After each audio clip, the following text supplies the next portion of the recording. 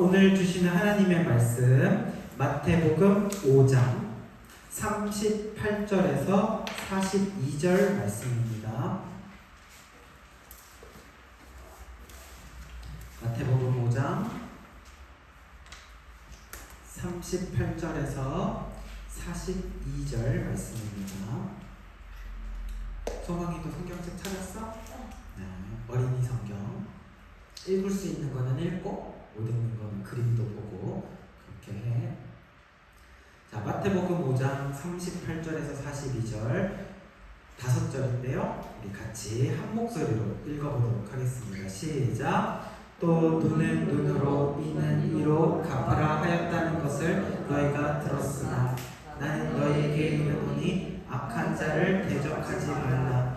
누구든지 내 오른편 뺨을 치거든 왼편도 돌려대며 또 너를 고발하여 속옷을 가지고자 하는 자에게는 겉옷까지도 가지게 하며 또 누구든지 너로 억지로 오리를 가게 하거든 그 사람과 심리를 동행하고 내게 구하는 자에게 주며 내게 꽂고자 하는 자에게는 거절하지 말라. 아멘. 네, 우리 지난주에 이어서 계속해서 예수님의 그 산상수훈의 설교 말씀이 진행이 됩니다.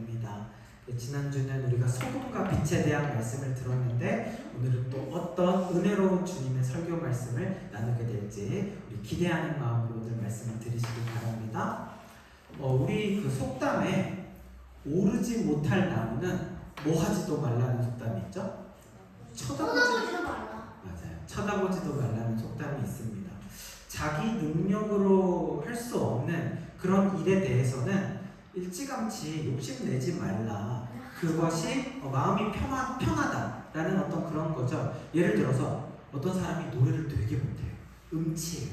박치예요. 도저히 이거는 좀 해결될 것 같지 않는데 그런 사람이 막 열심히 노래를 부르면서 나는 가수가 꿈이에요 라고 한다면 솔직히 말해서 이런 생각이 들죠. 오르지 못할 나무다. 쳐다보지 않는 게 오히려 낫다라는 생각이 드는 거죠. 그거 붙잡고 있어봤자 너만 고생이야 라는 거죠. 그런데요, 오늘 우리가 해야지 더 좋아진다.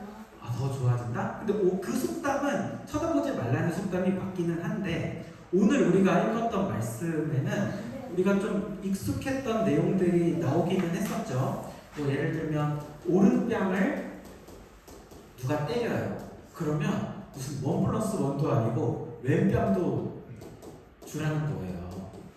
그리고 누가 내 속옷을 가져가요. 그러면 역시 또 무슨 1+1도 아니고 우리 편의점 가면 저기 1+1이 하나 더 가져가세요? 이런 것도 아니고 내 겉옷까지 주라고 하는 거죠. 내 옷을 가져갔는데 또 주라는 거죠. 이런 내용들을 보면 이 말씀 우리가 어떤 느낌입니까? 오르지 못할 나무 같은 말씀처럼 느껴진다라는 거예요. 이게 진짜 현실적으로 가능한 건가? 이거 우리 실천하라고 주신 말씀인가? 라는 생각이 드는 거죠. 사실은 저 같은 목회자의 길을 가는 사람이라 할지라도 이 말씀 앞에서는요 한없이 겸손해집니다. 그죠? 주여 어찌합니까? 이러면서 탄식밖에 나오지 않는 그런 말씀이기도 해요. 그래서 오늘 이 말씀은 어떻게 보면요, 이 성경에는 수많은 그 말씀의 산봉우리들이 있어요. 예를 들면 지난주에 소금과 빛이 되어라 라는 그런 말씀의 산봉우리가 있고 또 여러 산봉우리가 있죠. 그래서 그 말씀을 우리가 실천하기 위해서 그 산봉우리를 열심히 올라가잖아요. 근데 오늘 이 말씀 오른뺨을 가지고 왼뺨도 속옷을 가져가면 겉옷도 이거는요 제가 생각해도 가장 높은 최고봉 중에 하나가 아닐까라는 생각이 듭니다. 그만큼 굉장히 오르기 어려운 산이라는 거죠. 그래서 이 산을 볼 때 어떤 생각이 듭니까? 야, 저 산은 못 올라가. 약간 히말라야나 에베레스트 산처럼 저거 누가 올라가? 저거 불가능해. 이러면서 아예 처음부터 오르지 못할 나무기 때문에 쳐다보지 말자. 이 말씀은 나와 상관없는 말씀 같아 라고 생각을 해야 마음이 어때요? 편해져요. 이 말씀을 읽을 때 부담이 없어요. 저처럼 주여 하는 것이 아니라 그냥 이거는 그냥 지나가는 말씀인 거예요. 그렇게 생각을 해야 이 말씀을 못 지키더라도 내 잘못이 아닌 거죠. 이 말씀이 워낙 가파르고 이 말씀이 문제야. 너무 험난해가지고 이거는 내 잘못이 아니라고 생각을 해야 내가 죄책감이 안 드는 거예요. 창피하지가 않다라는 거죠. 그런데 우리가 기억해야 될 것은 어떤 말씀에 대하여서 그 말씀은 불가능한 말씀이야. 그 말씀은 내가 포기해도 돼 라고 단언을 해도 되는 말씀은 사실은 없다는 거예요. 어떤 말씀이 나와 상관없는 말씀이라고 할 수 있겠습니까? 그렇게 포기해버리는 것을 하나님이 기뻐하실 리가 없죠. 우리가 말씀을 그렇게 불가능하다고 생각하고 포기를 하는 걸 그럼 누가 기뻐할까요? 말씀을 포기하니까 마귀가 좋아하겠죠. 그래서 아무리 우리가 순종하기 어려워 보이는 말씀이라 할지라도 당연히 그것도 누구의 말씀? 하나님의 말씀. 그리고 당연히 그것은 하나님의 명령입니다. 그러면 누구를 향한 하나님의 명령일까요? 당연히 나를 향한 하나님의 말씀이고 나를 위한 하나님의 명령이라는 것을 우리는 기억을 해야 돼요. 그래서 그 말씀대로 살고자 하는 노력이 우리 가운데 있을 때, 몸부림이 있을 때 이 산 꼭대기까지는 올라가지 못할 수 있어요. 그러나 열심히 올라가려고 여기다가 일단 목표 지점에다가 깃발을 꽂고 여기다가 줄을 걸어요. 그리고 그 줄을 잡고 올라가려고 끙끙대고 이렇게 하면 언젠가 한 중간 턱까지는 갈 수 있지 않겠어요? 어디 뭐 요 앞에 여기 어디 약수턱까지라도 갈 수 있지 않겠어요?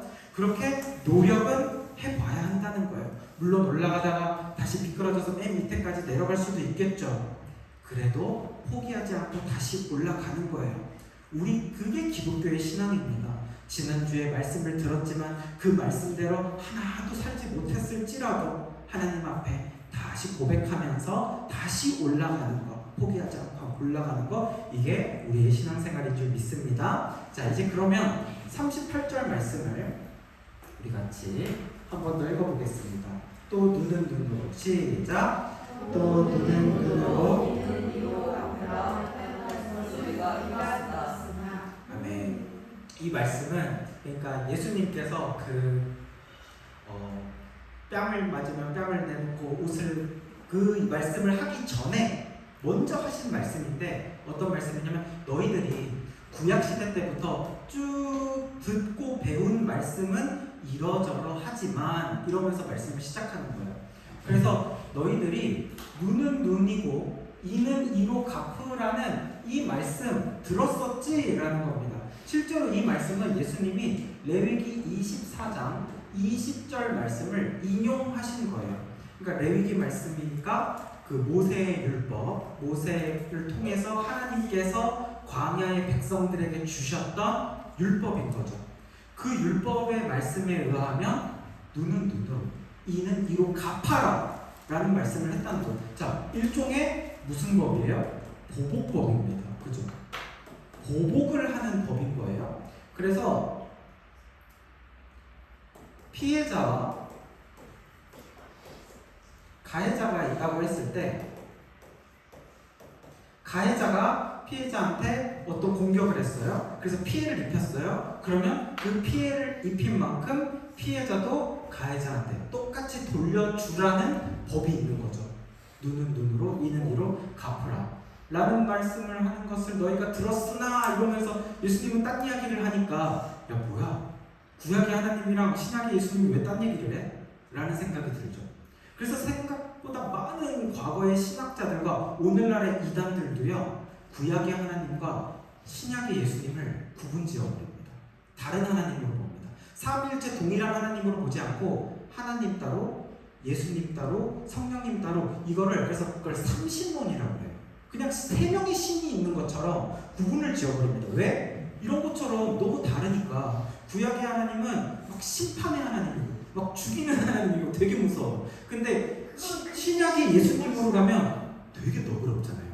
다 용서하라고 그러고 막 뺨도 내밀으라고 그러고 다 막 사랑의 하나님이야. 그래서 이게 또 구분이 너무 된단 말이죠. 그래서 이상한데 오늘 이 말씀을 한번 그 차이를 우리가 어떻게 바라봐야 되는지 오늘 말씀을 통해서 여러분들이 깨닫게 될 겁니다. 이 눈에는 눈으로 이는 이로 갚으라는 것이 지금 생각해봐도 어떤 느낌이냐면 조금 잔혹하다라는 느낌을 사실은 지울 수가 없어요. 예를 들어서 어떤 두 사람이 싸우게 됐습니다. 말다툼을 하다가 주먹을 휘둘렀는데 이 주먹을 휘두르다가 그러려던 거는 아닌데 실수로 그 사람의 눈을 때렸는데 그 사람이 눈에 뭐 안경 같은 걸 끼고 있었어요. 그래서 눈에 실명을 한 거예요. 근데 내가 그 사람의 눈을 실명까지 하려고 했던 건 아니에요. 근데 그런 상황이 됐어요. 그러면 나는 이제 눈이 뽑히는 거죠. 똑같이 해야 되니까. 이거를 정말 하나님이 하신 말씀 맞아? 똑같이 눈을 뽑으라고? 이게 똑같이 그 눈으로 갚아야 된다. 똑같이 입도 입으로 갚아야 된다. 이게 정말 하나님이 하신 말씀이 맞나? 너무 잔혹하다. 하나님은 자비로우신 분인데 이거 좀 무자비한데? 라는 생각이 들죠. 근데요, 실제로요, 이 눈은 눈으로 이는 이로 갚으라라고 했던 이 법이 문자 그대로 시행된 적은 단 한 건도 없다고 합니다. 실제로는 그렇게 시행되지 않았고 법을 그대로 집행하면 너무 무자비하고 잔인하기 때문에 그렇게 하기보다는 가벼운 피해를 입힌 사람에게는 돈으로 보상을 하게 했고 또 더 심한 피해를 입힌 사람에게는 몇 년 동안 종이 되거나 노예가 되어서 그 대가를 다 치르도록 했다라는 거예요. 자, 그러면 더 궁금해지죠. 그럼 실제로 시행되지도 않는 이런 법을 하나님은 왜 주신 걸까? 대체 하나님께서는 왜 이런 법을 주신 걸까? 첫 번째는 피해자를 보호하기 위해서입니다. 피해자를 보호하고 죄악을 예방하기 위한 거죠. 이게 지금 무슨 법에 대해서 얘기하고 있어요?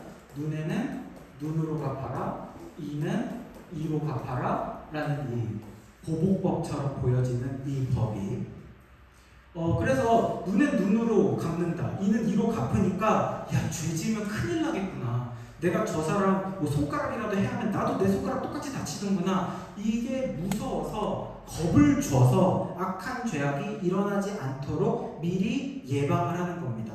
그래서 이 피해자를 보호하시려는 하나님이 이런 약한 사람들을 보호하고 사랑하시는 하나님의 마음이 담겨져 있는 법인 거죠. 자, 그럼 두 번째는 하나님이 왜 이런 법을 주셨냐면 가해자를 보호하기 위해서입니다. 아니, 세상에 피해자를 보호하는 법은 있을 수 있지만 무슨 가해자를 보호하는 법이 있을 수 있죠? 라는 생각이 들죠. 이거는 보복을 제한하기 위해서인 거예요. 하나님은요, 모든 사람을 사랑하십니다. 피해자만 사랑하시는 것이 아니라 가해자도 사랑하세요. 사실 우리도 어느 순간 누군가가 가해자가 될 수 있어요. 누구라도. 그런 가해자도 하나님은 기회를 주시고 용서를 하시기 때문에 그들에게 잔혹하게 벌하는 것이 아니라 가해자를 보호하기 위한 법이라는 거예요. 사실 이게 무슨 말이냐면요, 요즘 뉴스 기사 같은 거 인터넷에 보면은요, 어떤 사람이 죄를 지어서 징역 몇 년을 받았습니다 라는 기사가 딱 있어요. 그럼 그 밑에 댓글 10종 팔고 뭐가 있는 줄 알아요? 가볍다, 사형시켜라. 이 판사가 문제가 심각하게 있다. 사형시켜라. 막 좋아요 몇천 개 막. 무조건 사형시키래요. 무조건 다시는 감옥에서 못 나오게 해야 된대요. 무조건 무기징역 때려야 된대요. 사람들이요, 생각보다요 잔인합니다. 우리가요 겉으로는 되게 이렇게 멀쩡해 보이고 또 이렇게 깔끔하게 하고 있으면 다 괜찮은 사람들처럼 보이잖아요, 우리 모두가. 근데요, 여러분들 중에 누구라도 갑자기 내가 피해자가 되잖아요. 그래서 내가 누군가에게 아무 죄도 없이 나의 손에 피 한 방울 나는 일이 생기면 나는 그 사람에게 똑같이 피 한 방울만 요구하지 않는다는 거예요. 나는 분통이 나고 억울하고 화가 나서 피 한 방울을 넘어서서 그의 살점까지 뜯어내려고 하는 것이 인간의 악한 본성이라고 겁니다. 심지어 그것이 내가 직접 당한 일이어도 그런데 만약에 내 가족이 그런 일을 당했어. 이 내 가족인 거예요. 그래서 눈물이 나는 거죠. 그러면 어떻게 해요? 내 가족이 이런 일을 당했어? 똑같이 하지 않죠. 더 크게, 더 무섭고 잔혹한 방식으로 그 사람에게 안갚음을 하려고 하는 것이 인간의 잔인함이라는 거예요. 그 창세기의 이야기에 보면 야곱의 딸 디나가 수치를 당한 사건 혹시 기억을 하십니까? 네. 그 야곱의 딸 디나가 누구였냐면 하몰의 아들 세겜이라는 사람에게 디나가 수치를 당한 사건이 있었습니다. 수치를 당했을 때 그 사실을 들었던 디나의 형제들이죠, 오빠들이죠.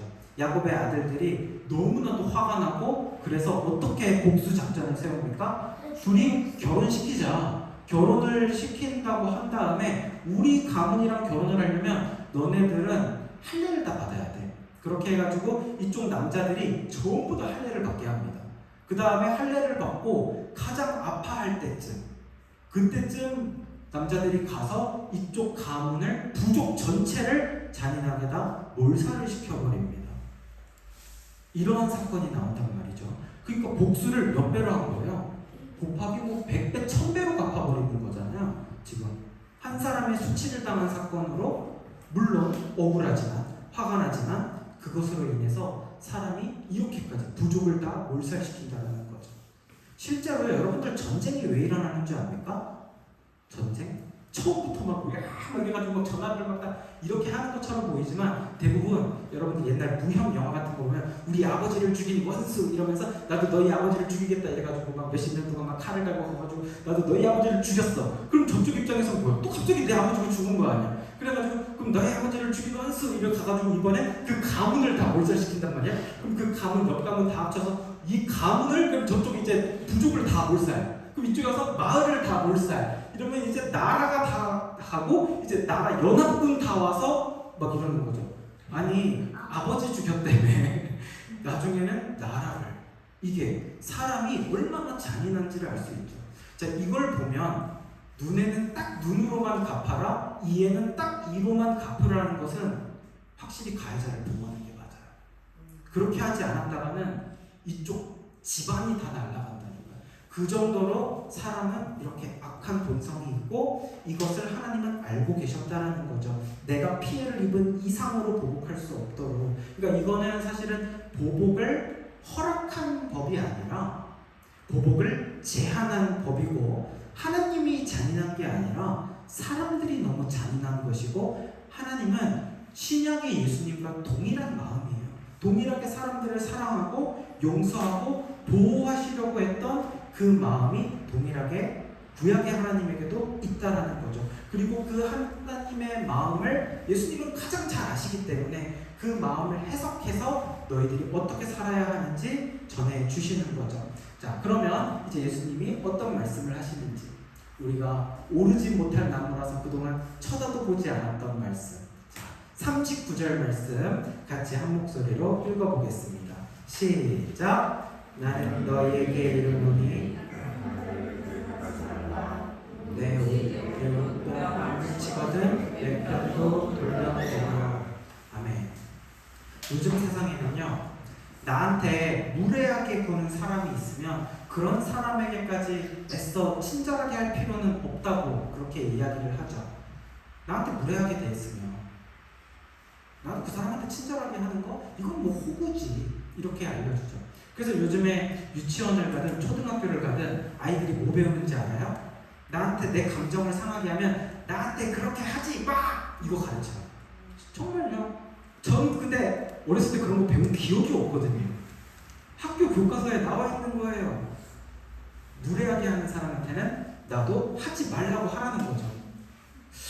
근데 사실은 뭐 어느 정도 필요하죠. 근데 그거를 계속 방치하다가는, 너무 미련하게 방치하다가는 내가 너무 큰 피해를 입거나, 뭐 내가 왕따를 당한다거나, 뭐 내가 어떤 육체적인 상해를 입는다든지, 그렇게 할 때 지혜롭게 대처하는 방법이 필요하기는 하겠죠. 무조건 당하는 것이 잘못되긴 했겠죠. 그러나 무례하게 구는 사람한테 나도 무례하게 굴지는 않아도 그것에 대해서 세게 반응하는 거 오늘날에 가르쳐주는 방법인데, 예수님은 뭐라고 이야기하냐면 뭐냐면 나는 너희에게 이르노니 악한 자를 뭐 하지 마라? 대적하지 말으라는 거예요. 대적하지 말라는 거는 악한 자를 한마디로 적으로 취급해서 그 사람에게 적대심을 갖지 말라는 거예요. 그러니까 그 사람이 나에게 행하는 행동이 악하다 할지라도 나도 똑같이 그러한 마음으로 상대에게 대하지 말라라는 겁니다. 복수의 마음을 가져서도 안 된다라는 겁니다. 그러면서 예수님은 어떻게 말씀하십니까? 오른뺨을 치거든 왼뺨도 돌려대라는 거죠. 자, 이 말씀은 어떤 상황을 이야기를 하냐면 우리가 인격적인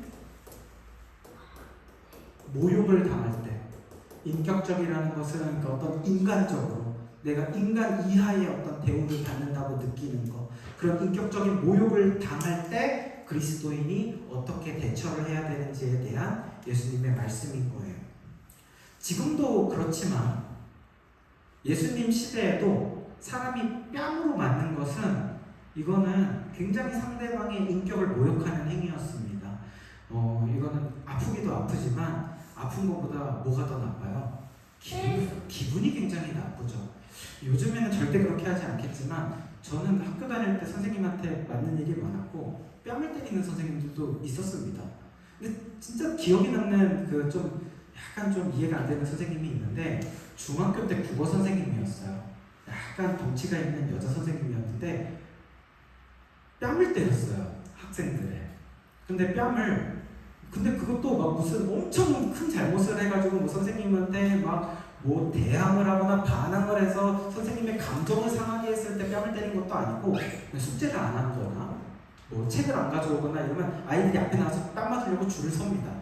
줄을 서면 두 손으로 뺨을 이렇게 때렸어요.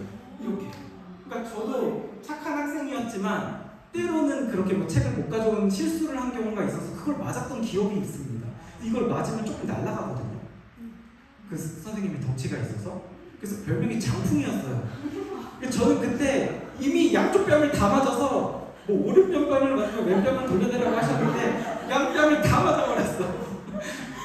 저 사실 100% 이해는 안 가는데 남학생들을 가르치면서 얘네들을 조금 기분 나쁘게 해야 얘네들이 말을 듣나? 여기까지 가신 게 아닌가. 또 시대가 다르기도 했고 그렇게 이해를 해보려고 합니다만 어쨌든 이 뺨을 때린다는 건 굉장히 인격을 모욕하는 행위고 상대방을 기분 나쁘게 하는 행위라는 것은 예수님 시대에도 다르지 않았다는 거예요.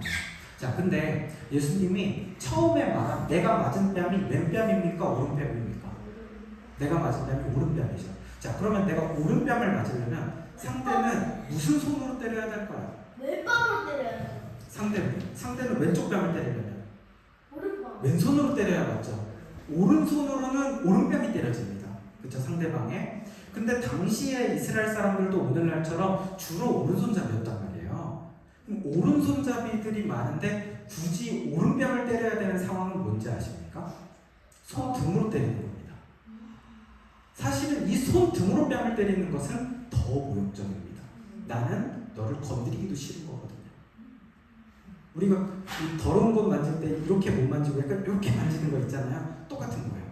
손등으로 오른편 뺨을 치는 굉장히 몇 배 더 모욕적인 행동이라는 거예요. 그러니까 이거는 진짜 손등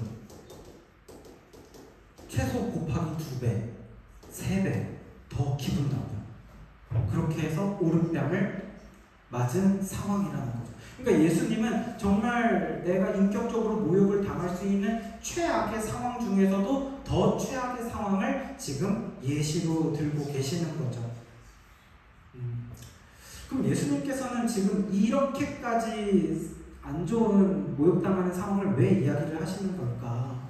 우리도 살다 보면은요, 나의 기분이 굉장히 나쁘어지는 상황이 찾아옵니다. 도저히 참을 수 없는, 내가 정말 이런 일까지 당해야 되나? 이런 모욕과 수치까지, 그리고 무시와 상처를 받아야 되나? 그런 마음이 들 때가 있어요, 없어요? 있잖아요. 이럴 때 어떻게 해야 되는지, 그리스도인이 어떻게 살아야 되는지 알려주시는 거예요. 왼편을 돌려대라는 거는요, 상대방이 나에게 어떤 모욕, 무시, 수치를 줄 때 이게 진짜 예수님이 나한테 뺨 맞는 상황 대처법을 알려주신 게 아니잖아요. 예시를 주신 거잖아요. 이 정도로 내가 인격적으로 힘든 상황에 처했을 때 나는 오히려 온유하게 대하라는 거예요. 너그러움으로 대하라는 거예요. 그를 용서할 수 있어야 한다는 거예요. 그 말씀에 대해서 이야기하시는 겁니다. 그럼 정말 이게 가능해요? 예수님은 어떻게 하셨어요? 예수님은 이렇게 사실 수 있는 분이에요? 예수님은요, 그 십자가에 달리시기 전에 그 불법 법정이 세워졌어요. 그 법정에서 밤에 사람들로부터 진짜 뺨을 맞습니다. 그리고 주먹으로도 얼굴을 맞습니다. 사람들이 예수님 얼굴에 침을 뱉습니다. 그리고 온갖 모욕과 비하 발언을 합니다. 예수님이 근데 어떻게 하셨습니까? 사실 예수님은 하나님의 아들이기 때문에 너무 화가 나면 하늘의 천군천사를 불러다가 여기다 쓸어버릴 수도 있겠죠. 쓸어버리고 자신이 하나님의 아들인 것을 만천하에 드러낼 수도 있었을 겁니다. 그러나 예수님은 어떻게 하셨냐면 오히려 그들을 위해서 기도하셨다는 거예요. 자, 우리 이 말씀 같이 한번 읽어봅시다. 누가복음 23장 34절 시작. 이에 예수께서 이르시되 아버지 저들을 사하여 주옵소서. 예수님은 정말 그들을 불쌍히 여기셨고 그들을 용서하여 주셨고 심지어 그들을 위하여서 중보기도까지 해주셨다라는 것을 알 수가 있죠. 예수님은 그렇게 사신 거예요. 그래서 우리도 이제 그렇게 살라고 말씀하시는 거예요. 물론 이게 너무너무 힘든 일이라는 것은 알고 있습니다. 과연 이 말씀대로 제대로 살 수 있는 사람이 얼마나 있을지, 그렇게 나에게 이렇게 수치와 모욕을 준 사람에게 내가 온유함으로 용서하고 너그럽게 나는 웃으면서 대하고 이게 과연 가능할까? 라는 생각이 드는데 제가 한번 예를 들어볼게요. 만약 제가 어떤 성도님, 어떤 집사님으로부터 굉장히 심한 인격적인 모욕을 들었다라고 해볼게요.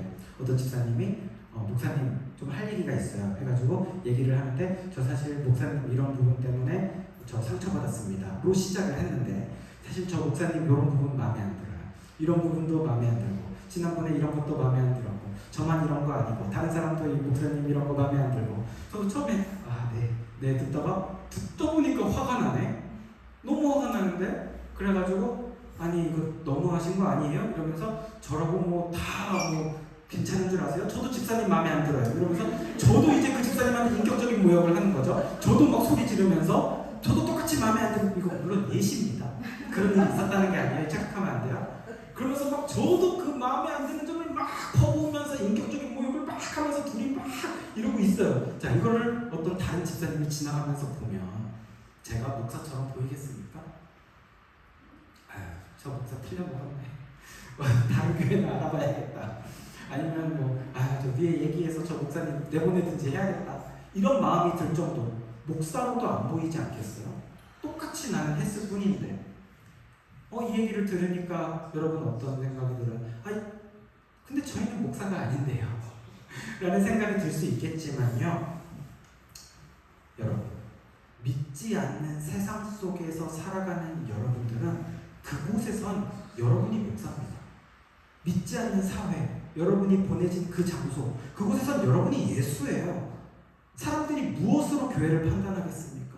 여러분은 그저 당한 대로 똑같이 악으로 그냥 나도 갚아줬을 뿐인데 세상 사람은 그것을 보고 여러분들을 교회 다니는 사람을 안 봐요. 그리스도인으로 보여주지 않는다라는 거예요. 만약에 여러분이 우리가 식당을 갔다고 해볼게요. 식당을 가서 처음 가는 식당이었어요. 그래서 한 음식 메뉴가 한 20여 가지가 있는데 그 중에서 제일 마음에 들어 먹고 싶은 걸로 하나 딱 시켜서 음식을 먹었습니다. 근데 먹어보니까 너무 맛이 없는 거예요. 처음 온 식당인데. 그러면 이 식당 다시 또 옵니까? 안 옵니까? 안 가죠. 근데 20개 메뉴 중에 지금 하나밖에 안 먹어봤잖아요. 나머지 19개 메뉴는 맛있을 수도 있잖아요. 근데 그런 생각이 안 들죠. 하나를 먹어보면 나머지도 알겠죠. 감이 잡힌단 말이에요. 아, 이 집 수준 딱 답이 나오네. 여기 다시는 안 와야지. 하나만 먹어봐도 안 먹어봐도 나머지는 뻔하다라는 거예요. 세상 사람들이요.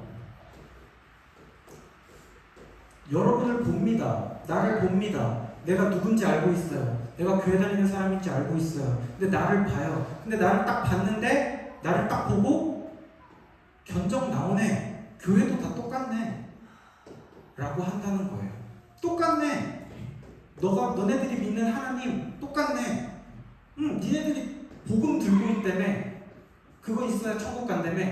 그거 똑같네. 안 먹어봐도 알겠네. 그곳에서는 여러분이 목사가 되는 거예요. 그곳에서는 여러분이 교회가 되는 거예요. 여러분이 예수가 되는 거예요. 그 사람들이 성경 말씀을, 복음을 간접적으로나마 접할 수 있는 유일한 기회가 여러분인데, 여러분의 삶인데, 여러분은 똑같이 악을 악으로 갚았고 그 사람이 나에게 모욕적으로 해서 나도 모욕적으로 했는데 사람들은 나를 보고 저 교회 다니는 사람 저거 틀렸네 라고 판단을 할 수밖에 없다라는 거죠. 여러분을 보내신 그 학교의 교실, 회사의 사무실, 일터, 그곳에서는 여러분이 대표 주자인 거예요. 여러분이 그들에게 유일한 복음을 가진 자라는 사실을 기억하시기 바랍니다. 정말 그런 것이, 이것들을 우리가 그동안 잘 해내지 못해서 누군가 나를 보고 교회란 것 뻔하네, 가볼 필요도 없네 이러면서 이것이 모여서 교회가 욕을 먹고 또 하나님까지 우리가 그 영광을 가리게 되는 일들이 얼마나 많습니까? 그렇기 때문에 우리가 정말 복음 전하는 자로 살고 주님의 자녀답게 살기 위해선 악을 악으로 갚지 말라는 이 예수님의 말씀, 악한 자를 대적하지 말라는 그 말씀을 깊이 새겨야 되는 거예요. 물론 쉬운 일은 아닙니다. 전혀 쉬운 일은 아니지만 이것을 우리가 노력을 하고 그 믿음의 그 보물이 최고고 그것을 향해서 조금씩 올라가야 돼요. 왜냐? 우리는 세상과 다르기 때문입니다. 그리고 달라야만 하는 거예요. 그 세상이 여러분을 통해서 교회에 나가고 싶어져야 되는 거예요. 뭐지? 쟤는 왜 달라? 쟤는 왜 행동하는 게 달라? 쟤는 왜 똑같이 저렇게 모욕적으로 당했는데 왜 똑같이 갚지 않아? 왜 세상 사람들이랑 달라? 쟤 뭔데? 교회 다닌데? 뭐가 다르구나. 궁금하다. 뭘까? 이렇게 돼야 되지 않겠습니까? 나를 통해 주님을 발견하고 교회를 찾는 사람들이 더 많아지기를 축복합니다. 자, 예수님은 이어서 이제 두 번째 말씀을 하시는데요. 자, 40절 말씀 우리 같이 한번 읽어봅시다. 또 너를 고발하여 시작. 또 너를 고발하여 속옷을 가지고자 하는 자에게 겉옷까지도 가지게 하며. 아멘. 첫 번째 예가 어떤 인격적인 모욕을 당하는 거라고 한다면, 두 번째는 이 속옷을 달라 하면 겉옷까지도 내어주라는 이 말씀은 내가 가지고 있는 최소한의 권리마저 빼앗긴다고 느끼는 그런 상황에서 우리 그리스도인들이 어떤 태도를 취해야 하는지 말씀입니다. 40절 말씀을 다시 한번 보면 그냥 나한테 속옷을 가져가는 게 아니라 나를 어떻게 해서 속옷을 가져간대요? 나를 고발한다는 거예요. 그러니까 내가 지금 어떤 사람에게 고발을 당해서 고소를 당해서 내가 빚을 갚아야 되는 상황인데 이 빚을 갚을 돈이 없어서 이제 가져가다가 내 집에 딱지 다 붙이고 다 가져가다가 뭐까지 가져가는 거예요. 내 속옷까지 가져가는 겁니다. 그런 상황인 거예요. 근데 사실은요, 이스라엘에서는요, 법적으로 옷은 가져가지 않는 게 서로를 위한 배려였습니다. 일반적인 거였어요. 당시 이스라엘 사람들의 의복을 한번 살펴볼게요. 속옷이라고 그러면 여러분들 생각해서 이거 팬티 생각하면 안 됩니다. 이스라엘 사람들은 그런 고무줄 팬티 같은 거 없고요. 당시 사람들은 속옷을 안 입거나 아니면 이렇게 꼭 수건으로 살짝만 가린 것 같은 그런 느낌 있죠. 그런 것을 입었지만 보통 성경에서 말하는 속옷이라고 하면 이렇게 생긴 게 속옷입니다. 속에 있는 옷인데요. 그냥 거대한 천에 여기 머리 부분만 구멍 뻥 뚫어놓고 그냥 덮어 쓰는 거예요. 이렇게 쓰는 것이 속옷이고 여기를 이렇게 쭉 짜요. 쫙 이렇게 짜는 거예요. 그래서 이렇게 된 게 속옷을 속에다가 입고요. 그 위에다가 이제 겉옷을 이렇게 걸치는데 이거는 진짜 위에 보면 구멍이 뻥 뚫려 있죠. 이거는 좀 두꺼운 천입니다. 두껍고 여기에 보통 이렇게 무늬 같은 거를 넣기도 하는데 이거를 겉에다가 이렇게 걸칩니다. 그럼 이 걸친 겉옷은 보통 어떻게 사용하냐면 이스라엘 지역이 덥기는 하지만 밤에는 또 사막 지역이 어떤지 아시죠? 온도가 뚝 떨어지면서 영하로 내려가기도 하고 추워요. 그래서 이 겉옷은 이불로도 사용을 했었어요. 그렇기 때문에 당시 사람들은요, 이 사람이 아무리 큰 죄를 지었다고 할지라도 이 옷을 이거를 가져가가지고 이거를 해버리면은 이 사람은 이날 밤을 견디지 못할 수도 있잖아요. 가뜩이나 다른 재산도 다 빼앗겼는데 뭐 집이 있겠어요? 뭐가 있겠어요? 그러니까 옷까지 빼앗아 가면 안 된다라는 것이 어느 정도 사람들 사이에 정해진 룰이었습니다. 그리고 이제 또 어떤 옷이 있냐면 이 겉옷 위에 허리띠를 매죠. 왜냐하면 허리띠로 이렇게 잡아주지 않으면 활동을 하기에 너무 이렇게 둔해지잖아요. 이 옷이 이렇게 되면. 그래서 허리띠로 딱 묶어주고 그 다음에 머리 위에는 터번, 모래바람을 막아줄 수 있는 터번과 발에는 샌들을 신으면 이게 이제 이스라엘 사람들의 복장인 거예요. 일반적인 복장. 부자들은 뭐 이게 여러 개씩 있을 수 있겠지만 대부분의 일반적인 사람들은 사실은 다 가난했었어요. 가난한 사람들은 보통 속옷 2벌에 겉옷 1벌 정도를 가지고 있었던 게 일반적인 사람들입니다. 그런 상황에서조차도, 법정에서조차도 나를 이제 배려해주지 않고 나의 옷까지도 다 가져가면서 갚으라고 하는 이런 최악의 상황이 생겨버린 거예요. 나에게 조금의 배려도 해주지 않을 때.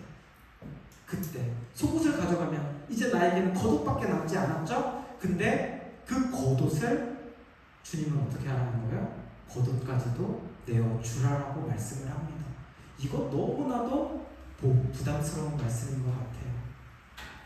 근데 생각해보면 하나님의 자녀들도요, 역시나 살다 보면 억울하게 고발당하거나 억울하게 피해 입거나 또 손해를 당하거나 사기를 당하거나 하는 일들이 있어요, 없어요?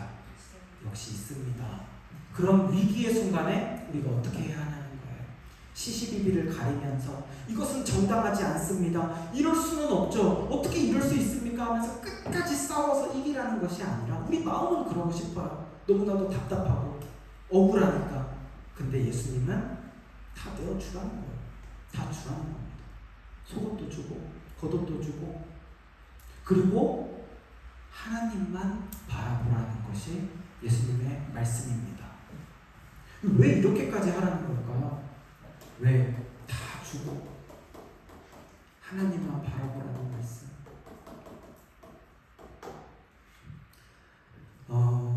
우리가 흔히 예수님 닮기 원합니다. 예수님처럼 살기 원합니다. 라고 많이들 고백을 하는데 그럼 예수님은 어떻게 사셨는데요?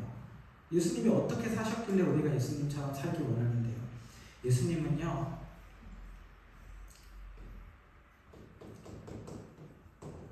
예수님은 십자가를 지시기 전 그 법정에서 굉장히 억울한 상황에 처해 있었지만 예수님은 아무런 죄가 없으신 분이었지만 그곳에서 예수님은 침묵하셨다는 사실을 기억해야 됩니다. 예수님이 만약에 끝까지 내가 무슨 십자가에 다 달릴 죄를 지었습니까? 이러면서 끝까지 저항을 하고 사람들을 모아가지고 나는 이렇게 하지 않았습니다. 이러면서 자 대법원까지 가십시오.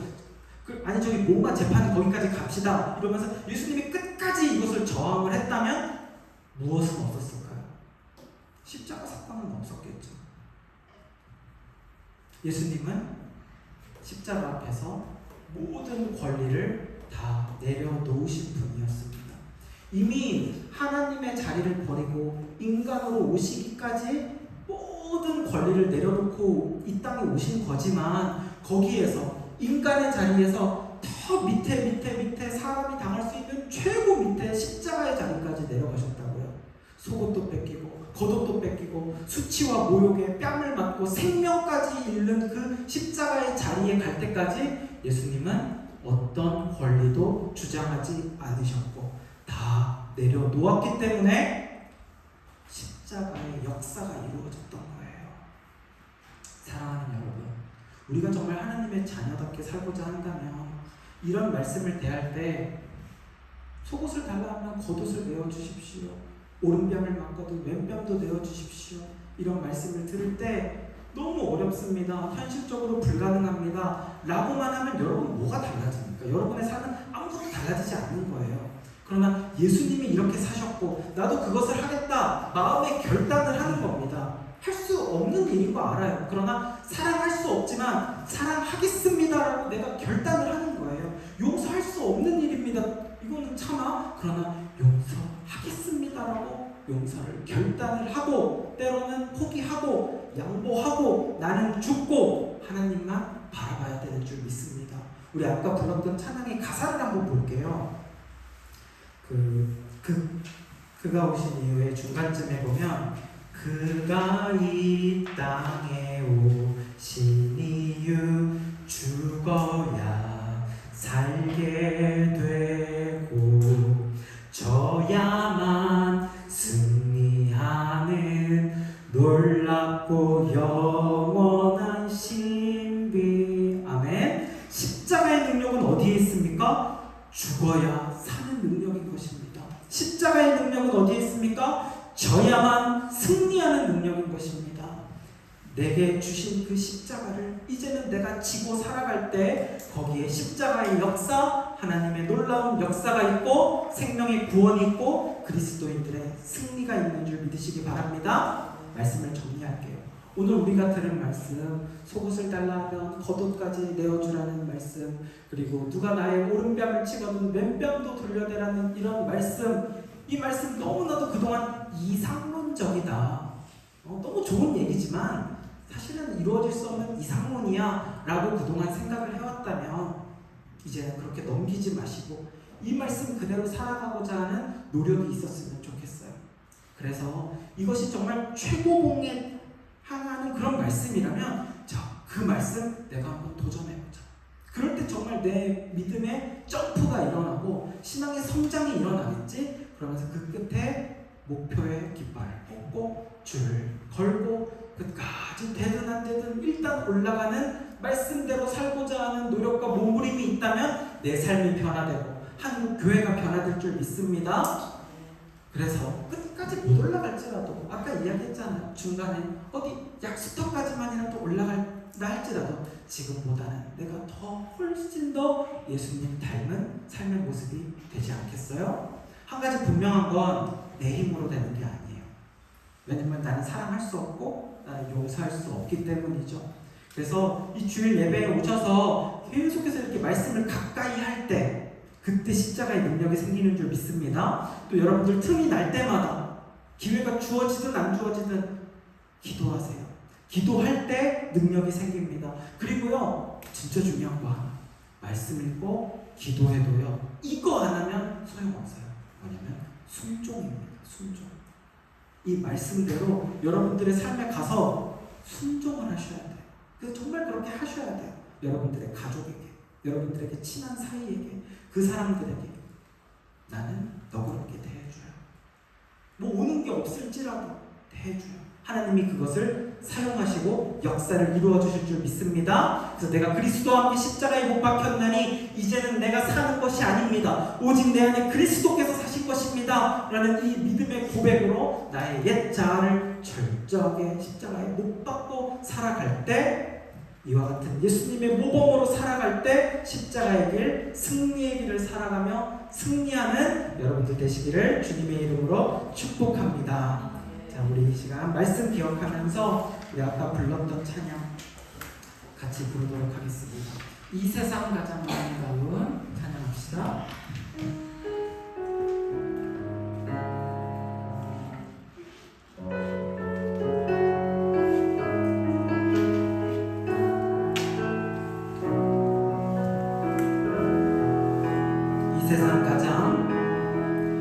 이 세상 가장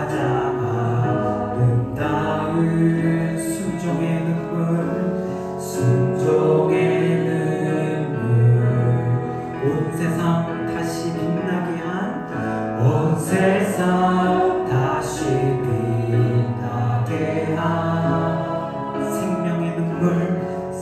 생명의 눈물 그가 이 땅에 오신 이유 그가 이 땅에 오신 이유 죽어야 살게 되고 져야만 승리합니다. 져야만 승리하는 놀랍고 영원한 신비 지으신 그대로 회복시킨 우리의 창조주 그리스도 십자가의 길로 아버지 뜻 이루셨네. 그가 이 땅에 오신 이유 이제 우리에게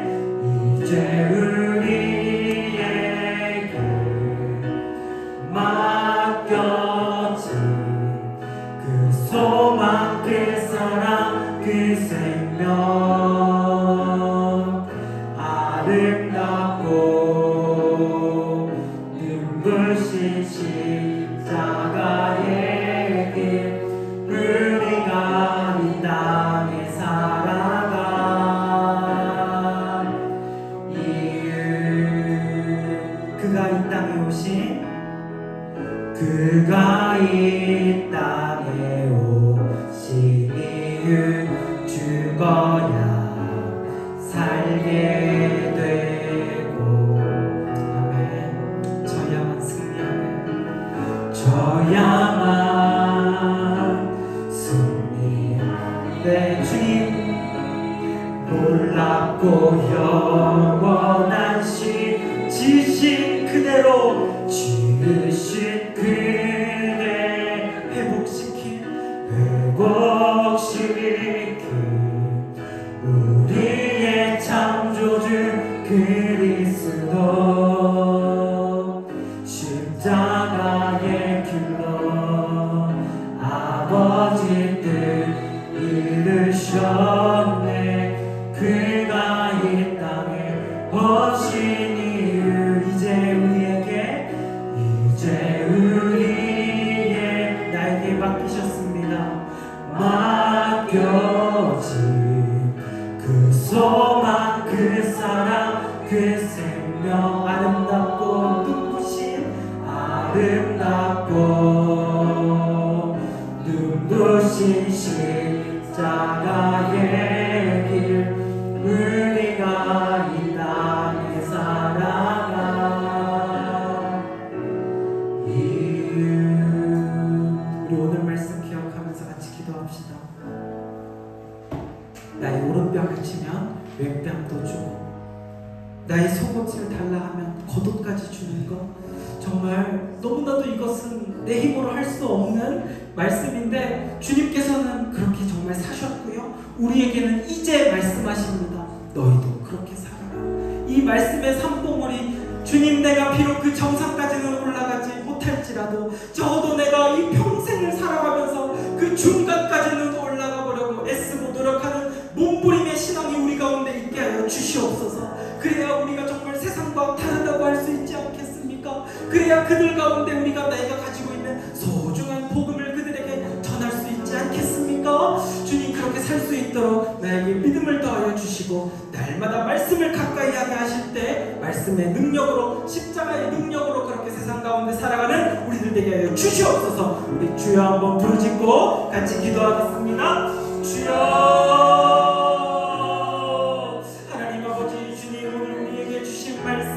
주여 나의 오른뺨을 치거든 왼뺨을 내려가고 주여 아버지 나의 속옷을 가져가거든 나의 겉옷까지 주라는 말씀 주여 아버지 이것은 내 힘으로 할 수 없는 일입니다. 주여 아버지 이 말씀은 나에게는 너무나도 가혹합니다. 그러나 아버지 주여 나에게 주신 말씀이고 나를 위한 말씀이고 나를 향한 말씀이오니 주여 이 말씀대로 살아가고자 노력하는 몸부림이 나에게 있게 하여 주시옵소서. 주여 아버지 내가 평생 살아가면서 주여 이 말씀의 산봉우리 정상까지는 올라가지 못할지라도 적어도 평생을 살아가면서 그 중간까지는 올라가려는 애를 쓰는 우리 가운데 그런 믿음의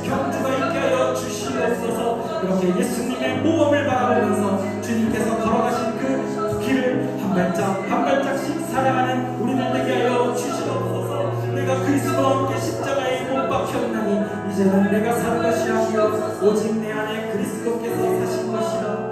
그 고백으로 살아가는 자들, 승리하는 자들, 십자가의 길을 살아가는 자들 되게 하여 주시옵소서. 사랑의 하나님, 우리가 예수님의 말씀처럼 살아가기를 원합니다. 정말 예수님처럼 살고자, 예수님처럼 십자가에 죽기까지 다 내려놓으신 그분의 삶이 우리의 모범이 되게 하여 주시옵소서. 그 산봉우리에 중턱에라도 올라가보자 몸부림칠 때 세상이 우리들을 보고 놀라고 예수님을 믿으려고 찾아오는 사람들이 더 많아질 줄 믿습니다. 우리의 힘으로 할 수 있는 것 아니오니 주여 우리와 함께하여 주시옵소서. 믿음을 더하여 주시옵고 사랑을 더하여 주시옵소서. 날마다 말씀을 가까이 하며 말씀의 능력, 십자가의 능력으로 승리하는 우리 모두가 되게 하여 주시옵소서. 감사드리며 이 모든 말씀 예수님의 이름으로 기도합니다. 아멘. 이제는 예수 그리스도의 은혜와 하나님 아버지의 사랑과 성령님의 교통하심이 예수님처럼 살고 예수님처럼 죽고 예수님처럼 승리하기를 소망하고 결단하는 예배자들 위에 영원토록 함께 있을지어다. 아멘.